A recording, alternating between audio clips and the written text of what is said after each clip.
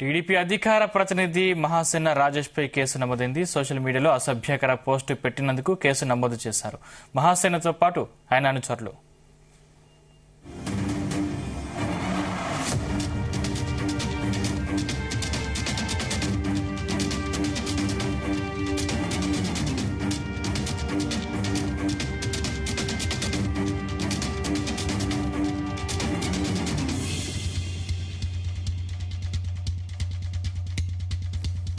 TDP అధికార ప్రతినిధి మహాసేన రాజేష్ పై case నమోదైంది. సోషల్ మీడియాలో అసభ్యకర పోస్టు పెట్టినందుకు కేసు నమోదు చేశారు.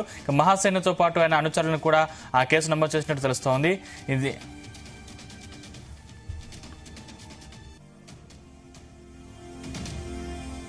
మరో నలుగురిపై కూడా కేసు నమోదైంది. సోషల్ మీడియాలో అనుచిత పోస్టులు పెట్టారంటూ శంకరగుప్తంకు చెందిన నేతల శాంతి ఫిర్యాదు చేశారు. దీంతో మహాసేన రాజేష్ పై పోలీసులు కేసు పెట్టారు. కాగా తనకు సంబంధం లేదంటున్నారు మహాసేన రాజేష్. సీఎం చంద్రబాబు, మంత్రి లోకేష్ ను కించపరిచేలా పోస్టు పెట్టిన కేసులో శాంతి భర్త నానిపై ఇటీవల రాజోలు పోలీస్ స్టేషన్లో కేసు నమోదైంది. ఆ కారణంగానే తనను ఇలా ఇరికించారంటున్నారు. ఇదే అంశానికి సంబంధించిన మరిన్ని డీటెయిల్స్ మా ప్రతినిధి నాగేశ్వరరావు అందిస్తారు. నాగేశ్వరరావు. సందీప్, ఆంధ్రప్రదేశ్ రాష్ట్రంలో మహాసేన రాజేష్ అనే ఒక సోషల్ మీడియా యాక్టివిస్ట్, ఒక సంచలన వ్యక్తి, ఒకప్పుడు వైఎస్ఆర్సీపీకి ఆ సోషల్ మీడియా వేదికగా పనిచేసిన వ్యక్తి. అలాగే ఆ తర్వాత వైఎస్ఆర్సీపీ పార్టీతో విభేదాలు రావడంతో టీడీపీ పార్టీలో ఆ సోషల్ మీడియా వేదికగా పెద్ద ఎత్తున సపోర్ట్ చేసిన వ్యక్తి.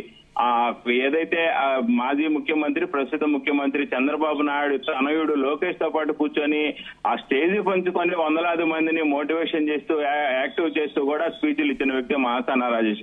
అయితే ఆయన మీద 24 గంటల క్రితం కేసు నమోదైంది. సోషల్ మీడియా వేదికగా తనపై అసభ్య పదజాలంతో అసభ్యంగా ఫోటోలు మార్ఫింగ్ చేసి దానిని హింసలు పెట్టారంటూ కూడా ఓ మహిళ ఇచ్చిన ఫిర్యాదుపై ఆయనపై అయితే కేసు నమోదైంది. అయితే ప్రస్తుతానికి మహాసేన రాజేష్ సంబంధించి పోలీసులు అయితే ఆ విచారణ చేపట్టారు. విచారణ చేపట్టిన నేపథ్యంలోనే ఆంధ్రప్రదేశ్ లో మహాసేన రాజేష్ పై కేసు నమోదవడం ఓ సంచలనంగా మారిన పరిస్థితి అయితే ఉంది. ముఖ్యంగా ఏదైతే ఆ మహాసేన రాజేష్ కు సంబంధించి కానీ, అతని అనుచరులకు సంబంధించి కానీ ప్రధానంగా ఈ ఏదైతే మహాసేన రాజేష్ మీద కేసు నమోదైందో ఆ కేసు నమోదైన పరిస్థితిలో వాళ్ళ స్నేహితుల మీద కానీ, అనుచరుల మీద కూడా కేసు నమోదైన పరిస్థితి అయితే నెలకొంది. ముఖ్యంగా ఏదైతే ప్రస్తుతానికి మహాసేన రాజేష్ టీడీపీ అధికార ప్రతినిధిగా ఉన్నాడు, ఆయన మీద కేసు నమోదవడం పట్ల ఒకంత సంచలనంగా మారిందనే చెప్పుకోవచ్చు. ముఖ్యంగా మహాసేన రాజేష్ తో పాటు అతని అనుచరులైన రంజిత్ మెహ్రా, అతని రాజోలు నియోజకవర్గం, అలాగే ఎల్లిమెల్లి పండు తూర్పు పాలనకి చెందిన వ్యక్తి, గ్రామానికి చెందిన వ్యక్తి, అలాగే బోడపాటి చక్రవర్తి తుని గ్రామానికి చెందిన వ్యక్తి, అలాగే వీరవల్లి యేసుబాబు భీమవరం గ్రామానికి చెందిన వ్యక్తి, అలాగే వీళ్ళతో పాటు ఆ పృథ్వీరాజు డాక్టర్ బిఆర్ కోనసీమ జిల్లాకు చెందిన వ్యక్తిపై ఆ కేసు నమోదైంది.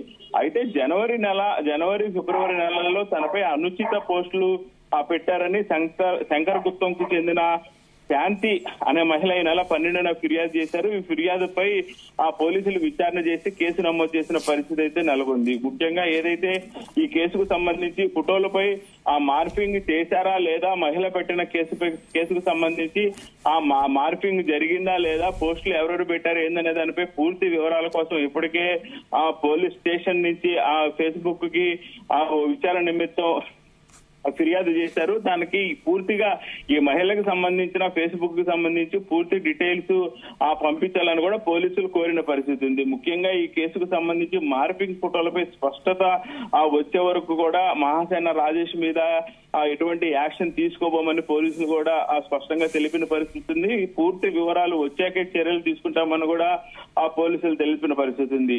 ఏదైతే ఈ మహిళ ఫిర్యాదు చేశారో, మహిళ ఫిర్యాదు చేసిన నేపథ్యంలో మహిళ భర్త మీద కొన్ని రోజుల క్రితం కూడా కేసు నమోదైంది. చంద్రబాబు నాయుడు మీద అలాగే లోకేష్ ని కించపరిచేలా పోస్టు పెట్టిన కేసులో శాంతి భర్తపై ఇటీవల రాజోలు పోలీస్ స్టేషన్ కింద ఆ కేసు నమోదైన పరిస్థితి కూడా ఉంది. అయితే ఈ కేసు నమోదైన నేపథ్యంలోనే కావాలని తన భర్తపై కేసు పెట్టారని, అందుకే మహిళ తప్పుడు కేసు పెట్టిందని కూడా ఆ మహాసేన రాజేష్ ఆరోపిస్తున్న పరిస్థితి ఉంది. అలాగే తన పేరిట ఎవరో నకిలీ ఖాతాలు చేశారని, ఆ పోస్టులతో తనకి సంబంధం లేదని ఆ మహాసేన రాజేష్ చెప్తున్న పరిస్థితి అయితే ఉంది. ముఖ్యంగా ఎవరైతే సరిపిల్ల రాజేష్ మహాసేన పేరుతో సోషల్ మీడియాలో బాగా ఫేమస్ అయ్యారని చెప్పుకోవచ్చు. ఆయన 2019 ఎన్నికల్లో వైఎస్ఆర్సీపీకి మద్దతుగా నిలిచారు. వైఎస్ఆర్సీపీ గెలవడానికి పెద్ద ఎత్తున సపోర్ట్ చేసిన పరిస్థితి. ముఖ్యంగా ఆంధ్రప్రదేశ్ రాష్ట్రంలో ఎస్సీ ఎస్టీలకు సంబంధించి కూడా మహాసేన రాజేష్ కు సంబంధించి ఆ రెండు వర్గాలలో కూడా పెద్ద ఎత్తున పేరు ప్రతిష్టలు ఉన్న నేపథ్యం. మహాసేన రాజేష్ ఆ రాష్ట్రంలో చాలా మటుకు ఫేస్బుక్ ద్వారా గానీ, ఇన్స్టాగ్రామ్ ద్వారా గానీ, ఆ యూట్యూబ్ ద్వారా గానీ బాగా ఫేమస్ అయ్యారు. ఈ నేపథ్యంలోనే వైఎస్ఆర్సీపీ ఆ నాయకులకు మద్దతుగా వైఎస్ఆర్సీపీ నాయకులు ఎమ్మెల్యేలకి ఆ తోడ్పాటుగా 2019 ఎన్నికల్లో ఆ పెద్ద ఎత్తున సపోర్ట్ చేసిన పరిస్థితి ఉంది. పెద్ద ఎత్తున వైఎస్ఆర్సీపీ నాయకులు ఆ వైఎస్ఆర్సీపీ పార్టీ అధిష్టానం నుంచి కూడా మహాసేన రాజేష్ ఆ మద్దతు కోరిన పరిస్థితి ఉంది. అయితే కాలక్రమేణా ఏదైతే 2019 ఎన్నికల్లో వైఎస్ఆర్సీపీ అధికారంలోకి వచ్చిందో, అధికారంలోకి వచ్చిన తర్వాత మహాసేన రాజేష్ పెడుతున్న పోస్టులకు వ్యతిరేకంగానే ఆ వైఎస్ఆర్సీపీ పార్టీలోనూ పెద్ద ఎత్తున తిరిగి పోస్టులు పెడుతున్న పరిస్థితి ఉంది మహాసేన రాజేష్ కు వ్యతిరేకంగా. అయితే ఈ నేపథ్యంలోనే వైఎస్ఆర్సీపీకి ఆ వ్యతిరేకంగా ఆ సోషల్ మీడియాలో తనకి పోస్టులు పెట్టడంతో ఆ కొంత మేరకు తనని టార్గెట్ చేసింది వైఎస్ఆర్సీపీ పార్టీ అని భావించిన రాజేష్ అయితే ఆ క్రమంలోనే బయటకు వచ్చిన పరిస్థితి ఉంది. ఆ తర్వాత ఆ రాజేష్ పై కూడా పలు కేసులు నమోదైన పరిస్థితి ఉంది. అయితే ఆ తర్వాత రాజేష్ ఆ కొంత మేరకు ఆ జనసేన పార్టీకి దగ్గరయ్యారు. ఆ పార్టీలో చేరతారని అందరూ భావించిన నేపథ్యంలో చివరి నిమిషంలో ఆయన కొంత మేరకు జనసేన పార్టీ నుంచి ఆ వెనక్కి తగ్గి ఆ టీడీపీకి దగ్గరయ్యారు. టీడీపీలో చేరారు. టీడీపీలో కీరోళ్ళకి చేరుకున్నారని చెప్పుకోవచ్చు. సాక్షాత్తు లోకేష్ ఆ స్టేజ్ మీద లోకేష్ తో పాటు 2024 ఎన్నికలకు ముందు జరుగుతున్న ఎన్నికల ప్రచారంలో భాగంగా ఎవరైతే నారా లోకేష్ యువగలం పాదయాత్రతో రాష్ట్ర వ్యాప్తంగా తిరుగుతున్న నేపథ్యంలో ఆ గుంటూరు జిల్లాలో గాని, కృష్ణా జిల్లాలో గాని, అలాగే ఆ ఈస్ట్ వెస్ట్ జిల్లాలకు సంబంధించి గాని నారా లోకేష్ యువగలం పాదయాత్రకు సంబంధించి పెద్ద ఆ సభలు పెడుతున్న సమయంలో లోకేష్ తో పాటు ఆ యాంకరింగ్ చేయడానికి మహాసేన రాజేష్ కూడా ఆ స్టేజ్ మీద కూర్చున్న పరిస్థితి. అంటే ఆ టీడీపీలో మహాసేన రాజేష్ కి ఎంత ఎత్తున ఆ ప్రాతినిధ్యం ఇచ్చారు, ఎంత పెద్దన అతనికి సపోర్ట్ చేశారు అనేది కూడా అర్థమవుతా ఉంది. అయితే మొత్తానికి ఆ టీడీపీకి ఆ దగ్గర అయిన తర్వాత ఆయన మీద చాలా పరిణామాలు మారిపోయి అనుకోవచ్చు. తర్వాత టికెట్ ఇచ్చే సమయానికి ఆయనకి కొంత మేరకు వ్యతిరేకత రావడం, టీడీపీలో ఆయనకి టికెట్ కూడా కేటాయించారు. టికెట్ కేటాయించి ఆయన ఎన్నికల ప్రచారంలో తిరుగుతున్న క్రమంలో హిందువుల నుంచి పెద్ద ఎత్తున ఆ వ్యతిరేకత రావటం, హిందువులు సపోర్ట్ చేయమంటూ రాష్ట్ర వ్యాప్తంగా కూడా హిందువులు ఓటు బ్యాంకింగ్ ఎక్కడ దూరం అవుతుందో అన్న నేపథ్యంలో ఆ చివరికి టీడీపీ అధిష్టానం ఆయనకి టికెట్ క్యాన్సిల్ చేసిన పరిస్థితి ఉంది. మొత్తానికి ఆయనకు టీడీపీ అధికార ప్రతినిధిగా బాధ్యతలు అప్పగించిన తర్వాత, టికెట్ కూడా కేటాయించిన తర్వాత ఆ ప్రతి ఒక్కరు కూడా మహాసేన రాజేష్ ఇచ్చినట్టు మళ్ళీ తర్వాత దూరం అవుతా వస్తున్న నేపథ్యం. మొత్తానికైతే అనూహ్యంగా ఆయనకి ఏపీ సార్వత్రిక ఎన్నికల్లో